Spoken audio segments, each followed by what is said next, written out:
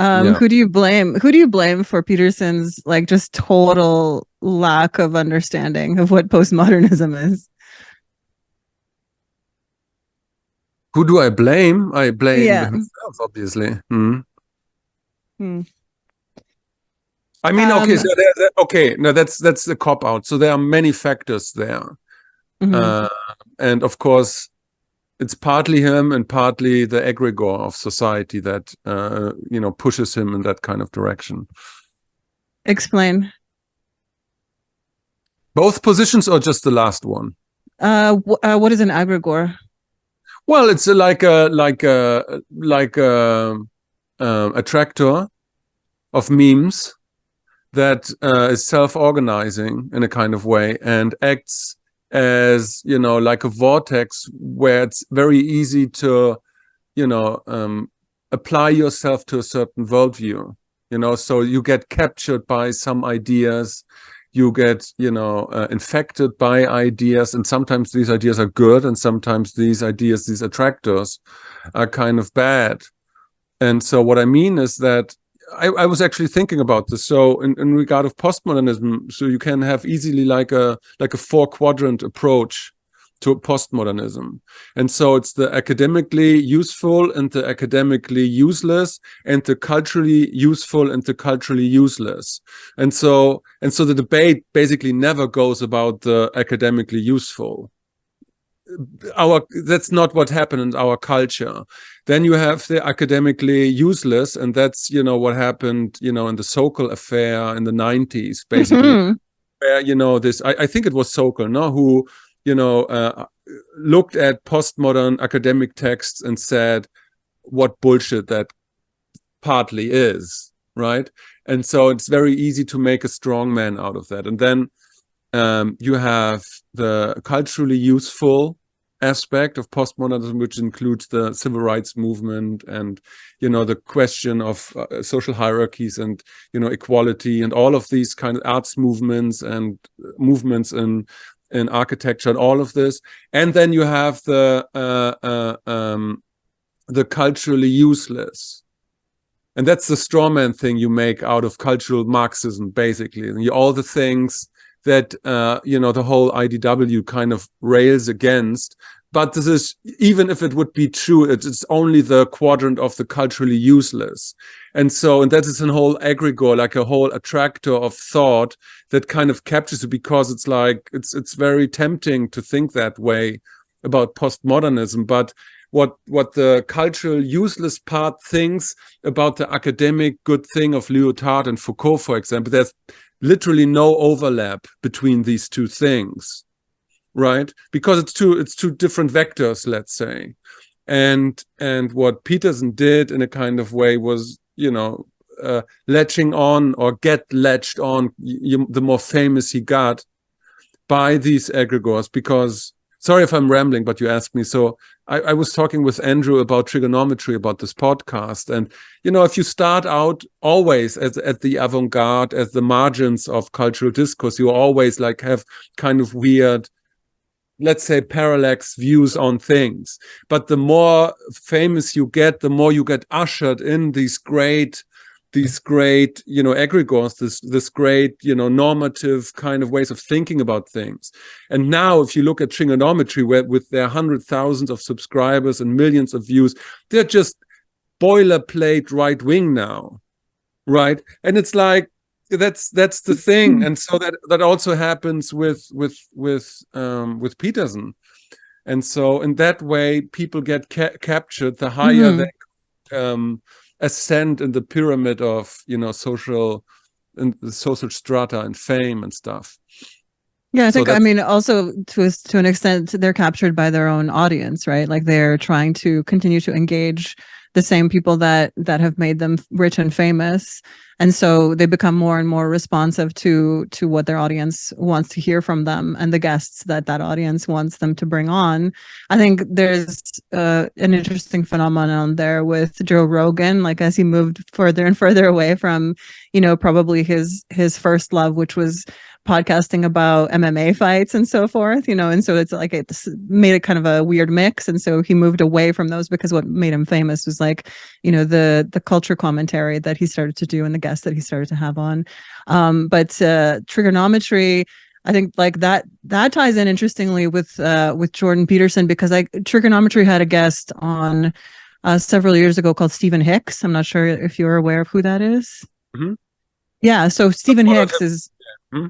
Yeah, right. Yeah, so I think Stephen Hicks was possibly the first one to make the connection between postmodernism and cultural Marxism, and like place the blame basically for what is being described in the modern context as cultural Marxism on postmodernism, and like vice versa, right? That one begat the other. And so I like, the fact that trigonometry interviewed Stephen Hicks at this like roughly the same time that Jordan Peterson was becoming quite famous. I wonder if similar, like kind of like algorithmic, like discourse capture, like bots in the background brought Jordan Peterson to those same kind of I guess aggregors or memes or ideas, like culminating in this completely bizarre like music video called the Postmodernist Drinking Song that he just put out. Yes, but I also, there are two aspects that I think are interesting. First is like there are not so many popular movements, especially, if you look at what happened 2 or 3 years ago or 5 years ago when Peterson blew up, basically, that was a moment of absolute coherence within the web sphere, because you could either be for it or against it, and it was part of every discourse, and the other thing is that these people are highly competent. If you look at Peterson is a great orator, and even the guy from trigonometry, like they come off at first moment as some kind of clowns or nerds. But if you listen to them and if you listen to the conferences there, and they're really highly educated, highly competent people, very articulate and very smart. And you don't find that prominent on the left side. And so you have like kind of, look just at Zizek. He can't really articulate himself properly without getting a stroke or something, No, but highly articulate, very precise in their thinking, but completely captured by these big vectors of thinking, these big attractors or aggregors, And so you do you think that they're true believers, or do you think that they're completely just like reflecting back to the audience what it wants to hear? Or, are they actually captured and become true believers during that process of sort of like compromising what you know to be true with what is expedient to believe about the truth in that moment?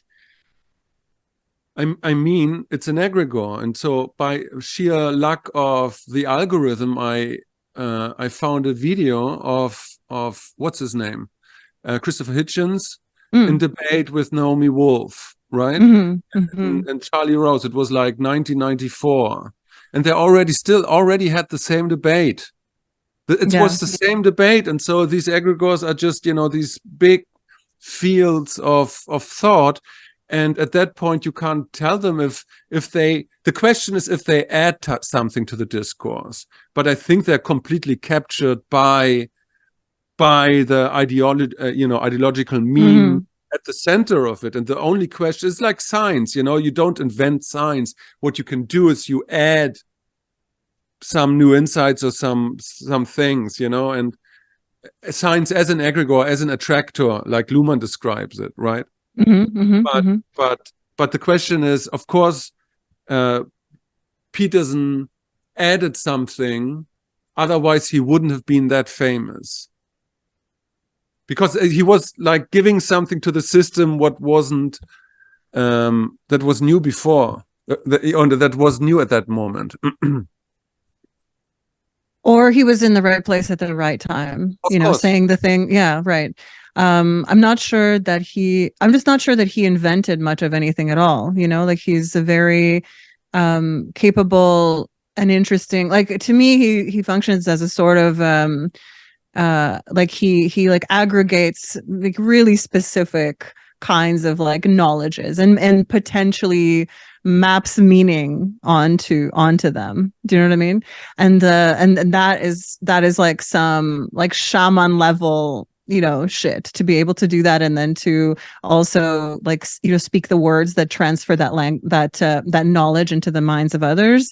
Like, that is absolutely, you know, next level. To me, he does that more competently than Konstantin Kisin, which is the sort of like the smart one from trigonometry, or even, you know, like Douglas Murray or Stephen Hicks, for example, which both of them, I find them incredible orators, but they're more for me in the style of like an ideologue, you know, like they have this way of expressing themselves very forcefully, but I don't know that they're actually like converting anyone to their way of thinking. Whereas Jordan Peterson seems to be able to reach into all of the dark shadows of the discarded, you know, and explain to them why they're suffering, you know, and identify an enemy, whether that's a group of people, usually not, but sometimes it's ideas, right, that he identifies as like, this is the reason that you're suffering. And for Jordan Peterson, speaking to the disaffected,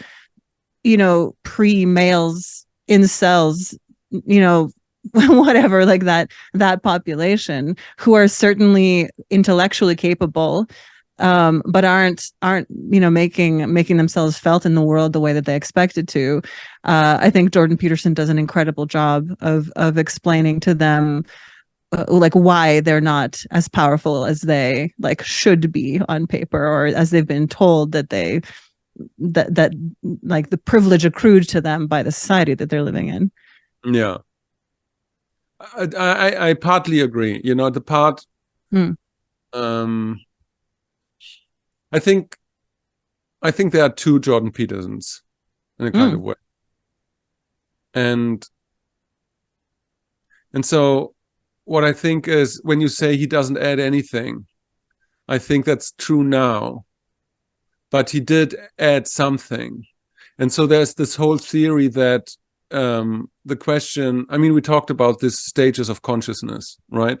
And so as who do you describe, you know, a certain phenomena? And Peterson 1 was, at least in my understanding, a kind of integral syncretistic thinker, in the sense that he was meshing together different ways of different system of knowledge, be it like philosophy or, you know, academic kind of psychology or Jungian psychology or Nietzsche or whatever. And he had a certain propensity for, you know, the hero journey into the abyss, you know, because that was his topic. And so that was, and the way he was synchronizing all these kind of knowledge systems, you know, Maps of Meaning is an amazing book. In this Have you read it? Yeah. And so, then came his crisis, and, you know, his opioid dependency or whatever it was, you know, his comatose state of whatever that was. And then emerged Peterson 2. And Peterson 2 is not, he regressed in a kind of way, and he started to inhabit a different archetype. So the archetype is not, again, the hero that plunges into the depths of the unknown, but that of the trickster and the clown. And you see that actually, because he wears like this weird kind of blazer with the two colors. He's just missing like the head with the bling bling, you know? So it's really, and then he makes like this weird videos, and he completely regressed to the more postmodern or anti-postmodern modernistic state, because that's happened when you, because so the ideas that the stages of development are kind of tend to be more masculine or tend to be more feminine.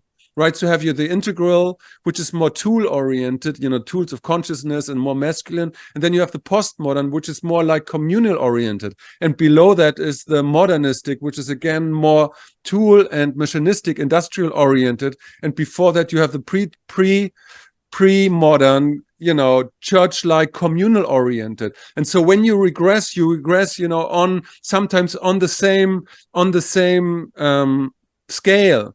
So you regress from the integral to the more modern is completely anti-postmodern now. It's like and takes on this code of the trickster. Yeah, I'm railing against postmodernism now, but only in the lower quadrants of culturally useless. And so that's like, it's to me a very strange transition from being somebody who was a Leary-like figure in seat of psychology in Harvard or chair and interweaving all these different knowledge systems and then to this kind of trickster clown figure that cries a lot and makes weird music videos. So that's my basic gist of it, so. Yeah. I quite like his crying. I think that's a sign of like a well-integrated feminine and the ability to externalize emotion. All of that I think is a sign, is potentially a sign of someone maturing, well, I suppose. And I mean, it's easy to ridicule, and I wonder whether it's really just a form of like emotional incontinence or something, like that he just. It seems so. You come to Photoworks and it's like you have to watch and it's 4 minutes and 30 seconds. Here we go again. Yeah. But I mean, maybe Lobster Daddy needs more antidepressants. I don't know. Like maybe he needs to fuck more. He needs some good juicy pussy. That's what he needs. Right. I mean, absolutely. But he has this like interesting, I'll say interesting relationship with his wife, whom he loves very much. Yeah, very, very much. Who seems more like. But the one doesn't exclude the other. No, I mean, ideally not, but I would imagine for him it might, like I don't know. Anyway, sorry to interrupt, but just that's the big difference between Leary and Peterson, because Leary knew how to fuck. Leary was a completely full-blown sexual being, where Peterson is not, so. Yeah, there's no reports of him having any kind of, no reports of abuse or rape, nothing. I know, that's so disappointing. Like, is he even a man? Yeah. Can he even be? Does he rape? Does he rape? No, what's the thing? Does he live? No, does he rape? No, so okay. Yeah. I rape, therefore I am. That's the male. Rape, therefore I am. Yeah, that's so. Thank the Lord that you said it, and not I. Okay. I can be misandrist all day long. No worries there. I can be counted upon. To say the worst kind of shit. But so Jordan Peterson, his suit, you're making the case that it's like towards like a kind of jester, like being a court jester. Yeah. And that he's like I kind of thought he was moving towards like a Baptist preacher, like tent revival, Southern style, like where we all get into our ecstasis, like some state outside of the physical self, like that type of thing. And then I thought that emotionality, that like over emoting was his way to like get us there to feel something. Yeah, but a Baptist wouldn't do a video like this, No, a Baptist wouldn't do a video. Okay, let's talk about the video. Should we talk about the video? No. I mean, yeah, sure, but I mean, just in general, it's like, maybe he code switches at some points. But I find this.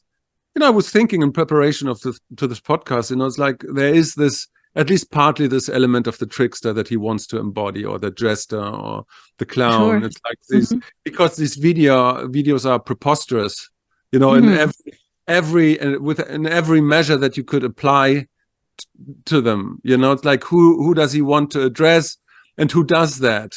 You know, it's like it's a Hail Mary mission, and there's only one archetype who does that, and that's the jester. You know, it's like I don't give a fuck. You know, I show you, I showed you.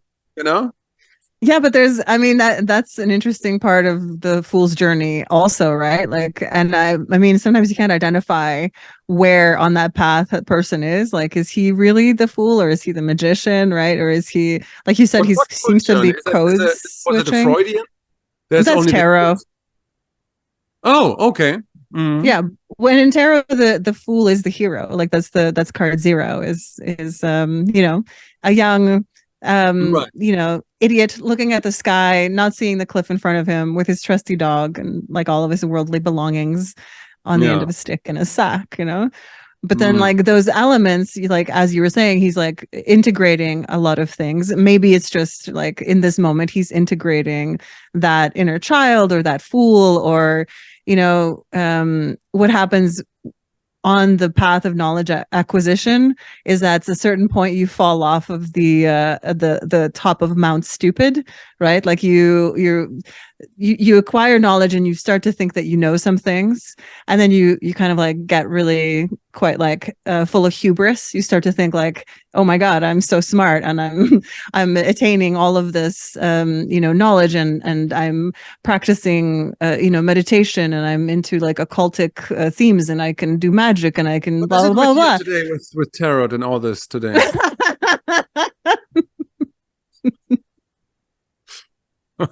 And then you fall off of the top of Mount Stupid when you realize something happens, and you realize, oh no, I'm so much a fool, like so much a beginner in knowledge acquisition, in you know, in this particular like category or whatever, that I didn't even know how much I didn't know yet. And then the real learning begins, you know? Do you get what I'm saying? Yeah, but I don't think that's the case with Peterson. I mean, you don't think that's the case? I mean, I you know, one thing I always hate is to do like, you know, distance diagnosis of people. You know, Obama is this and Merkel is that, and you know, it's always shit to do this, but indulging nonetheless in this in this way. No, what I think is that one thing you don't do with jesters, you can't hurt them. You know, it's like they're protected by status of their role. And in the last 4 years, he got beaten so much that taking on the role of the jester protects him of being you know, the punching bag of the people. Oh wow. That's, yeah, I mean, that's dark, but that does track. I just thought he was like relearning how to play. You know, I actually quite liked his video, as bizarre as it is. Because he comes off like a little puppy, exactly. Yeah, and I mean, and it's the same thing. It's the same thing. He can't be hurt. Oh man, I really wanted to think that it was very much you know, intentional, that he is, you know, doing his own self-authoring thing on himself, like that he's being more careful about his public self, that he's you know, like tailoring that persona for what its intended purpose is.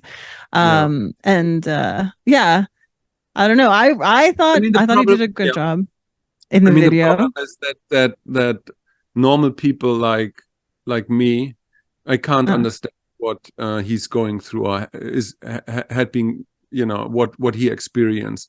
And then on that kind of level of public exposure and fame and money and all of this, and then this whole drama, it's very hard to really understand and to walk in his shoes, basically. Because while you were just saying this, I was reminded to the fact that Leary had the same mechanism at one, because he was like thrown into jail because of, you know, a spliff, whatever, like a tiny joint or like a bag of weed or whatever. And so it was deemed the most dangerous man in America by Nixon, later, thrown into, jail next to Charles Manson and all of these kind of things. And in between, he decided he will only laugh in public. He will always, wear a smiling face, and that's kind of it's the same mechanism. That when you have that kind of level of exposure, so you have to deal with that in a kind of way, to find a mechanism to deal with this. Right. Yeah. And I mean, I've always thought that Americans are very infantile in their insistence on being authentic everywhere. Like bringing their real self to every conversation, which usually amounts to some sort of like cringy self-exposition or trauma dumping, or like, suddenly way more than you ever wanted to know about that person, all supposedly for the sake of, like, I think a lot of those people are just like outsourcing their, like psychiatric care or whatever, like they're finding counselors wherever they can because they have no like health coverage, like at parties, if like people end up telling you things about their deepest selves, or if they feel offended because during a meeting you didn't greet some idea of theirs in a completely enthusiastic way, and then they they take it personally, and my question there is always like, what are you doing showing up fully as your vulnerable, authentic self to any public situation? Like, first of all, you're not, nobody owes anybody their true self, right? You just have to be whatever that is. And also, like, authenticity also has, like, you can't just be like lazy. You can't just show up and like not have any filters and be authentic that way. Well, authenticity. Yes. Mm-hmm. Yeah. Well, yeah, I guess. Yeah. Yes. Also with the help of a lot of drugs. Like, if we're talking about the psychedelics era people, I'll take Hunter S. Thompson over Timothy Leary, actually, to be honest with you. Right. Because I think Hunter S. Thompson was a total like chaos magician, actually. Of course he was. Yes. But anyway. But we're talking about Peterson, who's none of those things. And I'm not sure, that his, like, I don't know. I take your point, and it would be a very good strategy for him to start externalizing an aspect of himself that is the jester that can't be hurt, that's always laughing in public, or overly emoting in the other direction. The weird thing again is that, going back, that he, with all of this, decided just go for the culturally useless postmodern stuff, because that has been done to death in the last 40 years. Right. And that he's not, with all of his intellect and all his accolades and all his public exposure, he's not able or not willing to see the cultural good stuff and the academic good stuff. Yeah. And so that he's not able to bring that into this conversation. That's kind of weird. So that he is so, full of himself in a kind of way that he actually goes on stage with Zizek and tries to talk about Marxism without only superficially having read the Communist Manifest, if ever. And so it's like, what is that? Well, and Zizek was so generous with him. I love that debate. Yeah. It's such a masterful, like, an intellectual being very relaxed about this challenger who doesn't know shit. Zizek could have really, rolled him over 1,000 times and just fucked him, but he was just like so generous. He was like, "Oh no, that's okay that you don't know this. It's okay. Like, let's keep talking." That was really beautiful. But what do we were talking before you started recording. We talked about you had picked up an old book that you had of Nietzsche, and you said you translated something that he'd said about women learning to hate at the same moment that they are no longer capable of enchanting. I wonder if that's what happened to Peterson with postmodernism, because I think that he was actually very, very much a postmodernist. Like, I think he comes from that tradition, right? Obviously. Yes. I mean, how can you not be like, he was in the psychology department of Harvard for 20 years. Like, that's the hub, that's the container for postmodern academic thought. So, and you will tell me that he does not know the game, you know, to its dot or whatever. It's super weird. So like deconstructionism, totally a tool that he employs, you know, many, many times over, right? Totally a postmodernist tool. Questioning regimes of truth, right? He totally does that on every level, all of the time. Social construction of reality, he kind of phases in and out of that, but I think that he truly believes in an intersubjective reality. Like when you hear him really describe his philosophy like deeply, I think that forms part of his like belief system. Power as productive, like that's totally his thing. Like he believes power is productive and should be potentially like wielded in a certain way and responsibly and whatever.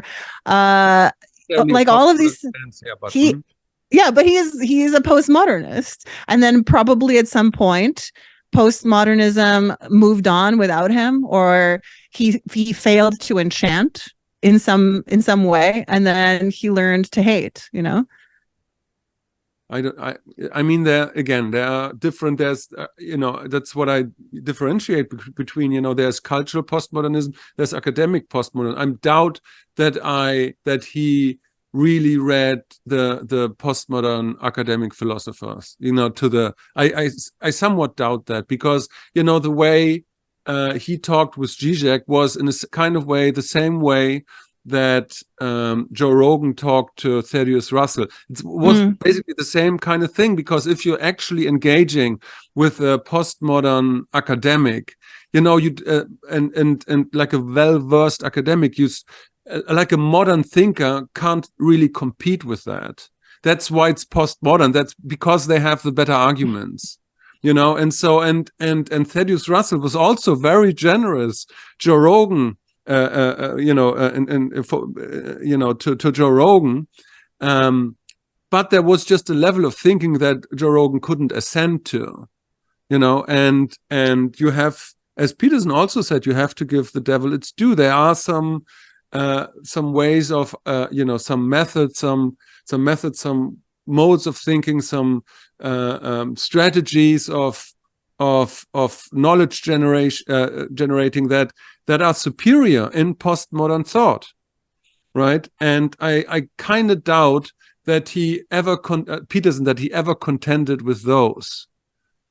I kind of doubt that he read Baudrillard and that he really read Foucault. I kind of doubt that. And even, you know, I mean, Lacan denies being a postmodernist, although you could say that he's kind of a postmodern psychologist also, you know. And so all these kind of things, I don't know. I think what he read was the cultural, you know, reception of the good and the bad and the ugly. I mean, even if that's true, I mean, I think that if you sort of like do the, you know, like follow the flow, like follow that flow chart. And I mean, as a clinician, he'll be used to like digging deeply for the source of the problem, right? Like if we have a symptom, what is it caused by? What's like the deeper root of that symptomology? I think if he at any point identified, you know, identitarianism, which is probably where his schism came from, was like being asked to use pronouns, right? In his class as a professor at University of Toronto, I think that's when he became famous. Anyway, is like his refusal to use any number of pronouns. So I'm going to correct. It's not correct. No, he never. When did he become? No, he never refused to use pronouns. Never. No. His issue was that he had a issue with the legislation that you're like by law obliged to use them, which is like if you use compelled speech. Totally. Yeah, if you look at Kohlberg's levels of moral hierarchy and moral development, that's a higher concern than just me being forced to use pronouns or not. If you think on a legislative global level, that's Kohlberg 4 or whatever. No, that's totally fair. And yes, agreed. That's a much deeper motivation. So if it, in that moment was his schism with postmodernism through its application in like identitarianism, right? Which is what made pronouns necessary and what made enforcement of pronouns necessary. He would have traced that back through Judith Butler, right? And Judith Butler was the one who basically brought, like, if we take your quadrant idea, from like shitty postmodern academic / theory side into praxis, into like culture, that's Judith Butler. And then through Judith Butler, you have Michel Foucault, and then you have Derrida and others. Yes. Well, I would always locate her in the academic useless, really. To use that. Right. So, but for whatever reason, she brought that into that sort of like lefty campus activist popular consciousness. Right. The idea of of kind of like porous identities, in intertextuality, right? Like dismantling of meanings, etc., right? Like that started to be practiced in like a fairly dubious way, on campuses all over the West, and then became a kind of like a thought movement, I would posit. And I think if we're looking for why Peterson has such a problem with postmodernism, it might be personal. It might be because that is like the kernel of the schism between him and his academic career. How petty can you be, really? I mean, like, who doesn't have problems when something gets personal, especially if you are a thinker or academic? Being academic means you can distance yourself from the equation. That's all what the training is for, the academic training, that you're not letting the personal get in the way of your academic studies. And so that's what it is. That's the whole thing. Well, except in postmodernism and in gender and identity programs all over the West, and sociology programs all over the West, the personal became political in the late 90s, early 2000s. But that already was an iteration of the true postmodern theory. That was not academic useful. That was academic useless. That was already like a. I disagree completely. Like a degrade. Okay, so if you stack that up and level it, so if you just look at the academic useful, right? So what is that? One example would be systems theory and its origin. So, for example, there was a guy, like a mathematician and psychologist called George Spencer Brown, right? And he developed this immense, powerful calculus, laws of form, a book which is basically unreadable. But it was super important because he founded that he created a calculus which starts with the observation. Every mathematical operation rests in observation and drawing a distinction. So he made a switch where it's not just a mathematical logical operation, but you have to include your way of observation and of drawing distinctions into that whole thing. And out of that, all the systems theory, Maturana, autopoiesis, these concepts, Luhmann, all of that emerged in the wake of this first new, of this first new idea, and a whole kind of new way of thinking emerged. And out of that, became a new way of, okay, what are social systems? What are nervous systems? What is psyche? And can you really differentiate between these systems, and what do they do? And that's what I mean. So all this thinking came afterwards of the personal became psychological, become personal. Political. So it's an iteration of a way deeper, more profound theory that underlies it. It's an iteration, and it's like it's a degradation of the original useful kind of approach, because systems theory, we can't live in this network society without systems theory. It's like, it's impossible. Like everything that you do is influenced by it, like be it computers or way we think about social systems or everything. Mm-hmm. Yeah, I mean, of course I agree there, and clearly the interconnectedness of knowledge systems is, I mean, there's a, but these like the fidelity drops off, right, as it's replicated, and as it's and then you introduce more and more like fuzz, more and more static into that signal. But so in terms of the personal being political, and I just like the late 90s, early 2000s, postmodernism, one of the for me useful aspects of that movement that like kind of rose like a tide through academia was really like to sort of like interrogate ivory tower like hierarchies. And I think that was very useful, to wash clean some of those ivory towers that had been completely ossified. And we're no longer, we're like, starting to become so theoretical and so bizarre that there's no like touching even like intermittently with praxis or with reality or with like actualizing or codifying anything in a way that would make it actually like doable. Like, do you know what I mean?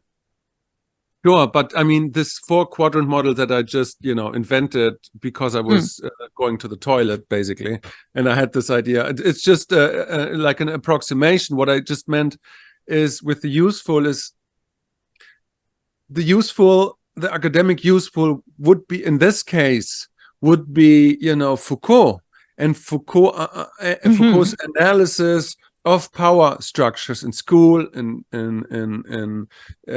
discourse, in prisons, wherever. Whereas what you say that might have been useful, but that's not quite what I mean. It's like that's a derivation, that's an application of the theory of Foucault, let's say. Right? Yeah, absolutely. Yes, okay. Absolutely. Yeah. So so in Peterson's song, like his first verse is devoted to shitting on Michel Foucault, right? So I'm going to assume that this represents some kind of hierarchy in Peterson's mind of who are the worst offenders in postmodernism. Yeah. Or what do you think? No, it's absurd. It's absurd. You're like, you don't even want to do like a text analysis. You're like, you want to do a text analysis? Okay, no, I know, but I don't know the text. I don't. You don't know the lyrics? Okay, so verse 1, Michel Foucault was a genuine pervert, and it made him awful sad. He invented philosophical doctrines designed. So that's a lot of hearsay and allegations. There's a lot of allegations, right? But there's nothing proven. I think he was. Was he gay? Which is not a perversion nowadays. I mean, so he himself wrote about being really happy in Morocco because you could just pop down to the local graveyard and a nubile young man would present himself to you as a European for the use of his backside. So Michel Foucault wrote openly about taking part in the street sex trade in Morocco during his time there.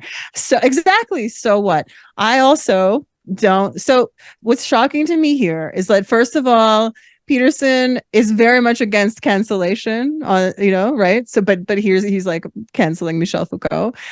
He's very much against like public shaming and all of this kind of stuff and like airing of like unsubstantiated claims, and yet that's the first verse of his song is doing that to like an ideological enemy. Especially all of his heroes are, by that measurement, all of his heroes are perverts, because perversion is what drives what drives us, what drives art, what drives, knowledge acquisition and everything. It's called libido. And he should know that because he's a fucking psychologist. Nice. Yeah, designed to drive us all quite mad. So those are like serious accusations, that Michel Foucault was like deliberately not just like obscurantist, but was like trying to dement like Western thought and Western minds. Well, that's straw man. He was doing that. He was questioning power hierarchies and the West, whatever that is. But again, it's like you at some point, I always say, so you have the academic modernistic mindset of inquiry, of scientific inquiry, and the basic meme which is embedded in there, that you take an object and you deconstruct it. That's what modernistic science is. You take, a piece of wood, and then you look at it, and you try to look deeper and deeper and deeper of what that piece of wood actually is. And so that's a mindset. And what postmodernism did was take this and just applies it on science itself and culture. So that's nothing new, right? It's like it's just hijacking that very process and like supercharging it. And it's like basically he's criticizing himself with that thing. Right. Yeah. No, and that is the postmodernist like application. And I mean, but if I ever am in like a seminar and I hear let's unpack that or let's interrogate that, or that's problematic, and then I know that it's a postmodernist leading the seminar. We're going to be talking about some bullshit. No. I don't think so. And that's, there's some things that I, that are just not true. I don't. So there's how do I say this? There's like a being postmodernism by default because you got hijacked by certain ideas, as we talked in the beginning.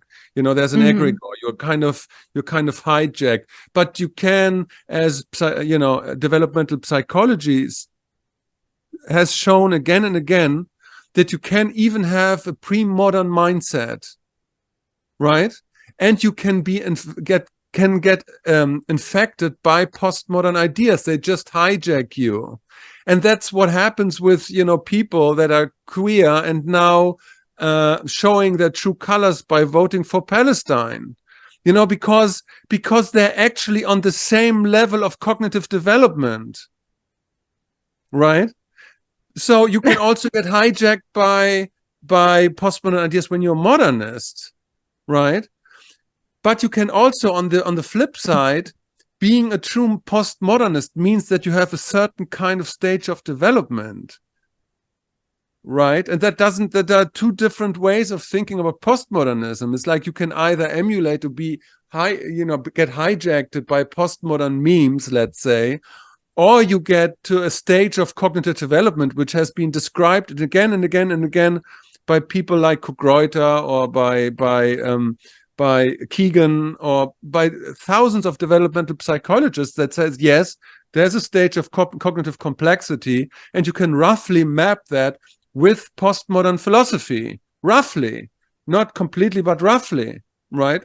And so the majority of postmodern youngsters in school, they're not even modern, because you need a certain age and a certain development, and you have to go through certain crisis to actually get to that kind of cognitive complexity that enables philosophies like that of Foucault, right? So there's a disconnect there.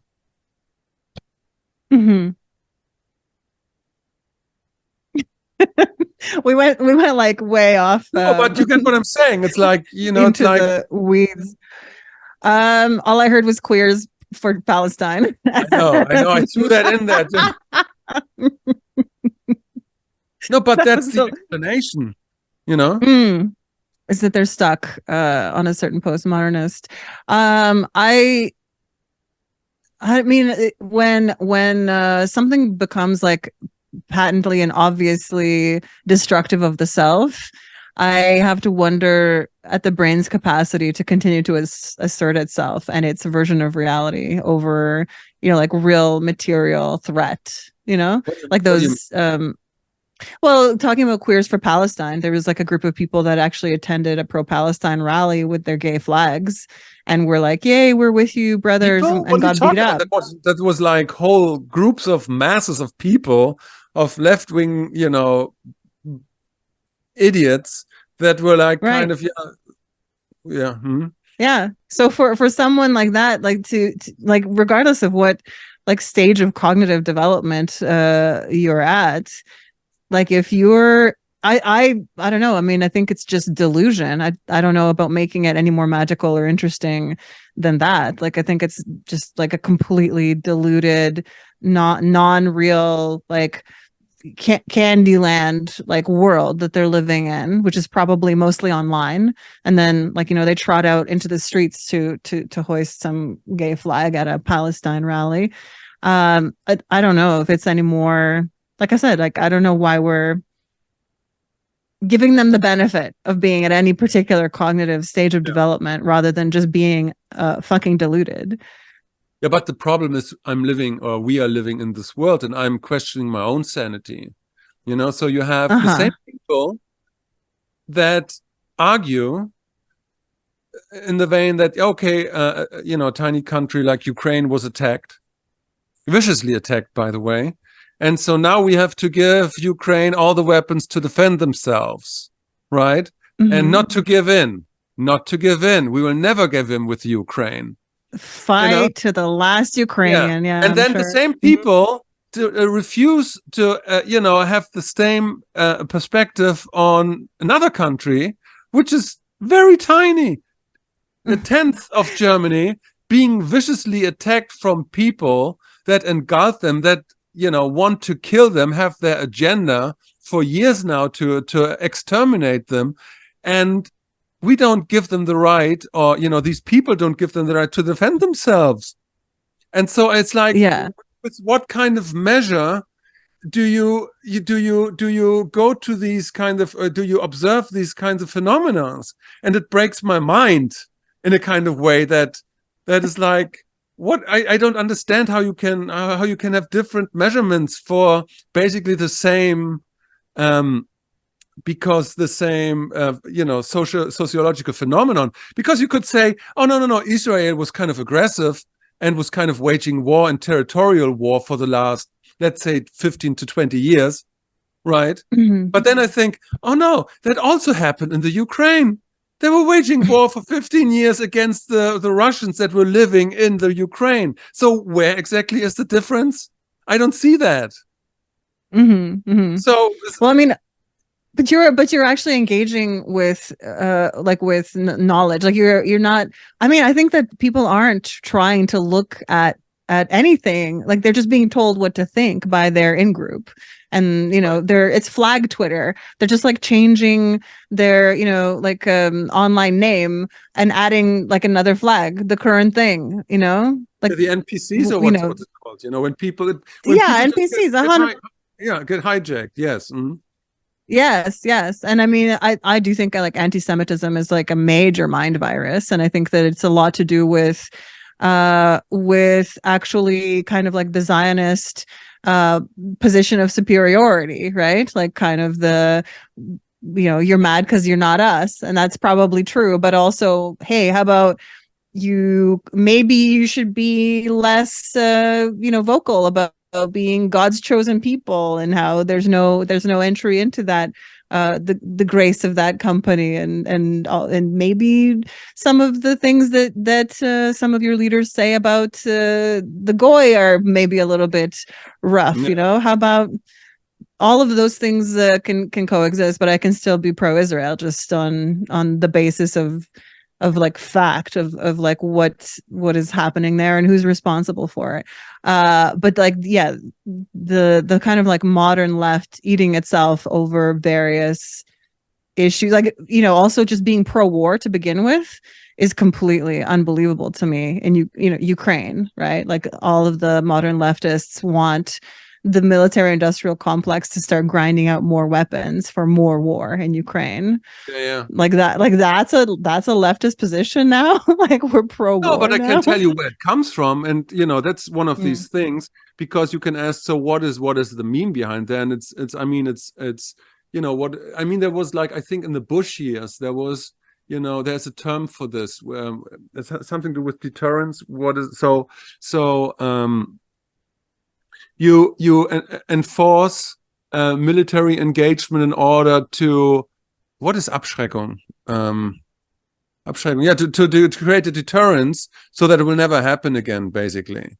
So you have to overreact, basically, in order for everybody to constitute the same boundaries, to accept those boundaries. And so it's like, that's okay when the Ukraine does it. It's certainly okay if the US does it, but if Israel does it, I mean, obviously overreacting completely.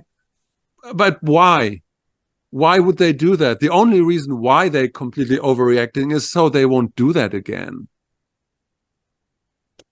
Okay. I mean, right? I think one of the other reasons that they're completely overreacting is that, the weapons need to be spent, right? Like the enormous... Yeah, sure. That would be the deep. Yeah, sure. Of course. Yeah. And, and Bibi Netanyahu is having certain problems internally that, also need to be laid to rest, and there needed to be a unifying moment, for the Israeli people. I mean, I also think that Western leftists think that when they're pro-Palestine, they're like on the side of the people of color. I think I've seen like this whole like idea of like, oh, these are the like the downtrodden, like people of color in that area. Yeah. And then Black Lives Matter came out pro-Israel. Did you see this? What's left of that organization is like, no, we're pro-Israel. It's just a complete shit show. Now, what Westoids don't understand is that, like, inside the Israeli Jewish population, there are like many sub-ethnicities that are darker than most Palestinians, like Mizrahi and Sephardic Jews. And, like there's it's not just like these like, for all intents and purposes, white appearing, like, European Ashkenazi Jews there. There's like a very diverse population in Israel. It's not necessarily a question of, color of the skin, but of the, of the system of, we talked about this, about, humanism, secularism, industrialism, capitalism, all these things that happened with the Enlightenment, and, the system that Israel adopted and kind of lives by, although, having all these kind of minority groups and whatever, but it's still having that system, normatively, and Palestine has not, and that's it. That's simple as that. Yeah. Agree. So speaking of like racism and racists, that's the next part of the verse. What's the next verse of? No, because we're going on the tangent. Yeah. What's the next verse? No, not really. The next part of the first verse is critical racists now annoy us. They accuse and satirize, multiplying all around us. It's time we cut them down to size. So critical race theory was a thing for a minute, right? And it was like a whole controversy. It was being taught in schools, and it's actually racist. There's a reverse racism, blah, blah, blah. But again, any of those like, queer theory, any kind of critical theories, they do come from the postmodernist tradition. Right. But I mean, again, it's kind of, he's fighting this, I'm not sure if it's a straw man or some kind of opposite, but like critical race theory is useful in its context and maybe should be engaged with, in a more like, what I'm failing to understand about Jordan Peterson is he has the intellectual capacity to actually engage with these ideas and like tear them down properly. But instead of that, he's really giving them a very surface treatment. Like he's like engaging with the meme, not the content. Like it's formal. But that's what I'm saying. He does that all the time. He did this all the time. Yeah. postmodern ideas. That's the weird thing, that you should, suppose that, or assume that he has the intellectual capacity to have an honest, engagement with these theories, but he doesn't. And that's the weird thing to me. So why even engage on a mimetic level with this? It's like I don't know. I don't see it. I don't see why. I mean, it's certainly lucrative. So I mean, that's that. Lucrative, yeah. That's what I'm going to assume has become the driving force, right? Is just I don't know, but the video is too bizarre to be about making money. That's the thing, is like, I think it's too bizarre to be. No, but it's a business, like commercial. It's obviously like something you can spend your day with, pushing that business and, reacting. I don't want to be mean. I don't know that family, but there's something, I was like, that was so funny. I was just sending that to a friend of mine because there was a video of Michaela, and she kind of, because of all her surgery, she kind of looks like a man now. And I was like, wouldn't be the funniest thing if she transitioned to become a trans man and, wants, and wants her father to call, use like masculine pronouns on her. That would be that would be the icing on the cake, really.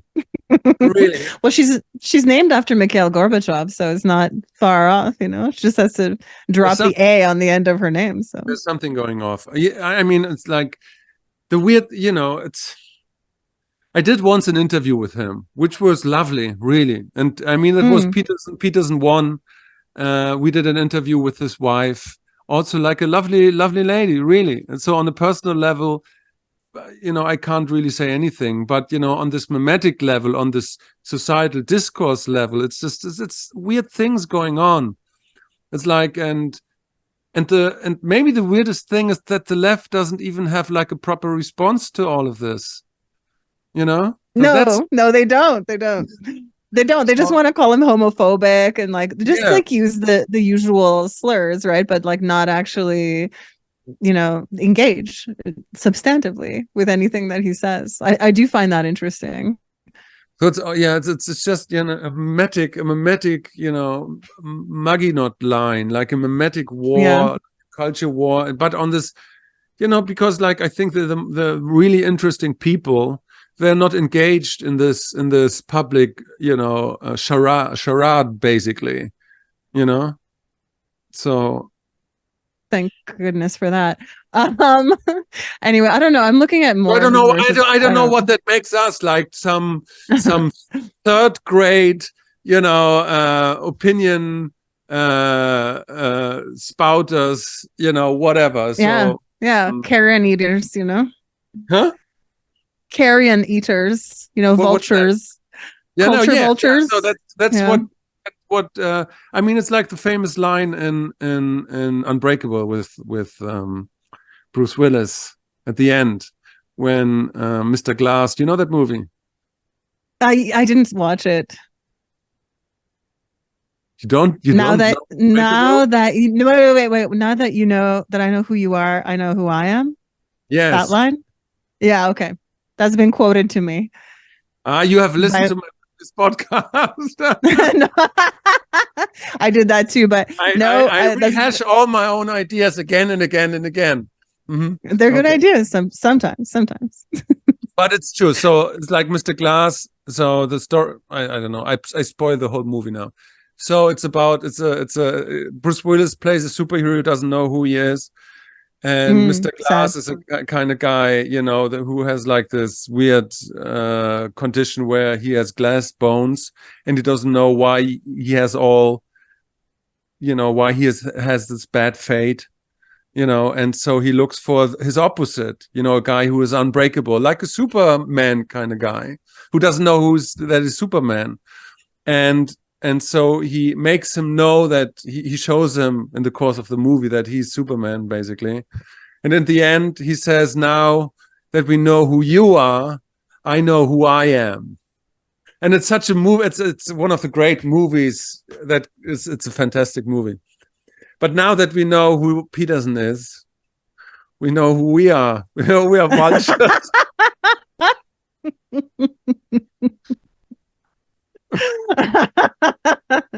but he's a vulture himself, you know, like he's. Yeah, that's what I mean. We're third grade. You know, we don't third even, grade. Yeah. Yeah, we don't even rape. So. We don't even rape. I know. How disappointing. I've been driving a lot across the prairie, and there's all kinds of animals are on the move because it's autumn, right? I live in a place that has seasons, unlike some people. I don't know what you're talking about. And wild animals. So if you're driving at night, you have to be careful because the deer are on the move, and so you might smash into a deer. And also the predators attendant on them also moving around. So I saw in the space of like, I don't know, about 100 kilometers, I saw a dead deer by the side of the road, a dead skunk by the side of the road, and then a coyote. So that's the predator that came to eat the dead things off of the road. Also himself was struck by a vehicle, and he was getting picked apart by crows. So it's like, you know, We're those. Yeah. We all belong to the same ecosystem, that's for sure. You know? Yeah. Just feasting on old ideas. So that's the eternal cycle, because some weird postmodern academic in the basement of his mother, because he can't do anything, he scrolls the internet for some weird new ideas and suddenly finds this shitty podcast and then builds a new theory, and the whole circle goes on and on and on. And on and on. So that's absolutely that's our purpose. Absolutely. You know. Yeah, that's right. That's right. To catalyze the new things. You know. Yes. Mm-hmm. Yeah. As we're like picking out the eyeballs of the dead coyote that is Jordan Peterson's ideas. Worms ourselves. Yes. Mm-hmm.